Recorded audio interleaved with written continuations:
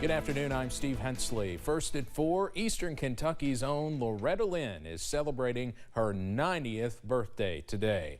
We sent WIMT's Dakota Makers to Butcher Holler as Eastern Kentuckians celebrate the milestone. It's been a week of celebrations in the Big Sandy area for the Queen of Country Music's 90th birthday, and those celebrations continue here today at Butcher Holler. Well, I was born a coal miner's daughter. As Loretta celebrates her big day, her fans and fellow Eastern Kentuckians are helping her celebrate. The Amateur Radio Club of Paintsville is spending 24 hours on the air at Loretta's home place in celebration of her birthday. The club is even using special call letters, K4L, Kentuckians for Loretta, honoring an icon who embraces her heritage. She knows how to relate to the people. A lot of people, once they reach stardom and everything else, they forget their humble roots. But Laura's always remembered her humble roots here with the Hills. In a video message posted to Loretta's Facebook page, country music stars like Alan Jackson, Reba McEntire, and even Dolly Parton wished Loretta a very happy 90th birthday. In Johnson County, Dakota Makers, WIMT Mountain News. Dakota is also a very big fan. The radio broadcast goes until 8 o'clock tonight. We'll have more on her birthday celebrations coming up later at 6.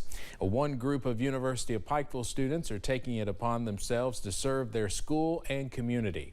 Campus for Change is a student-founded and student-led group focusing on volunteer work across the community and raising awareness for various social issues on and off campus.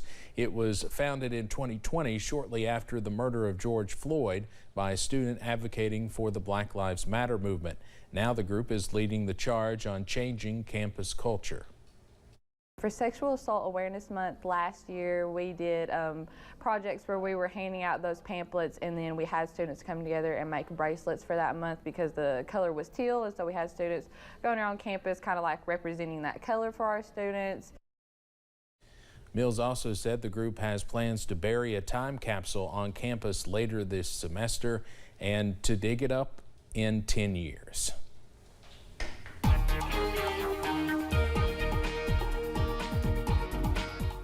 Not looking too bad out there this afternoon as we continue to see plenty of sunshine and some nice temperatures out there as well. I-64 at Moorhead, not a cloud in the sky, just blue skies out there this afternoon. Not too bad out there. In fact, a rather nice Thursday afternoon after a soggy start in some spots. We continue to press on. Mountain Parkway at Slade, all sunshine there as well. It's a beautiful afternoon. London Corbin Airport, let's keep the tour going. Beautiful sunshine, couple of planes there on the runway, low 60s right now. It's clean sweep on Pinpoint Doppler. Temperatures around the region staying on the milder side as well. Many of us in the 60s.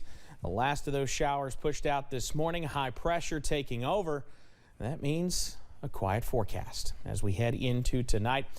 Download that WIMT weather app, though. You never know when you're going to need it. We're down into those low 60s and upper 50s this evening. We get down into the 40s overnight, and we're looking pretty nice as we head into our Good Friday tomorrow. Though I can't rule out a few showers as we head through the Easter weekend. I'll time those out and we'll see whether it'll affect any of those outdoor Easter plans coming up in just a few minutes. Steve?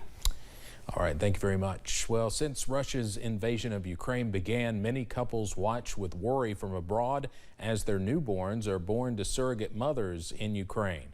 But one American couple's worries may be behind them, as Brian Stern, an American Army and Navy combat vet, will be meeting the parents of baby DJ after his surrogate mother was evacuated from eastern Ukraine.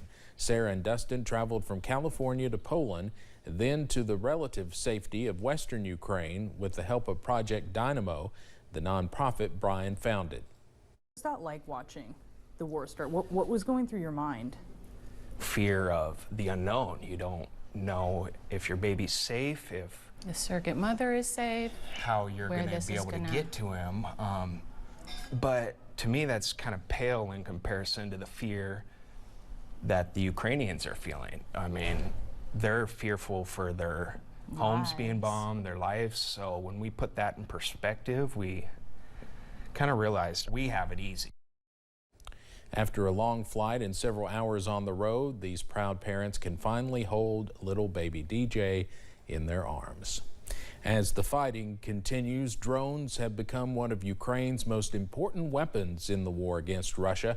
While the U.S. and other governments have spent billions to arm Ukraine's military, amateur pilots are using their drone skills to help troops too. CBS's Tina Kraus reports. On Ukraine's front line, eyes in the sky can give troops an edge on the enemy. So these amateur pilots are on a mission to get more drones to Ukrainian forces. In a secret location near the city of Lviv, friends who used to race drones together before the war are now building them to protect Ukraine. We can help our country. We can enrich our knowledge. We can share the knowledge between each other. The group, called Punishment from Above, has built dozens of drones, some designed for reconnaissance missions, others equipped to drop deadly explosives. Dmitry says this one can carry a grenade to hit a Russian tank. One of the drones is bound for Mykolaiv, the southern city that's been under Russian fire for weeks.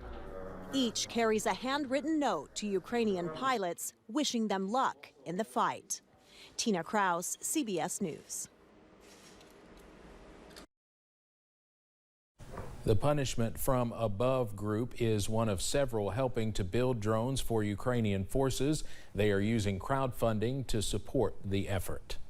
China is struggling to contain the surge of the ultra-contagious Omicron variant of the coronavirus. A new report shows at least 44 Chinese cities are now under full or partial lockdowns.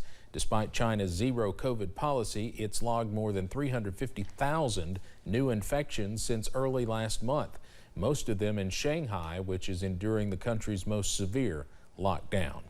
Back here in the United States, we're getting new information about COVID-19 boosters for kids 5 to 11 years old.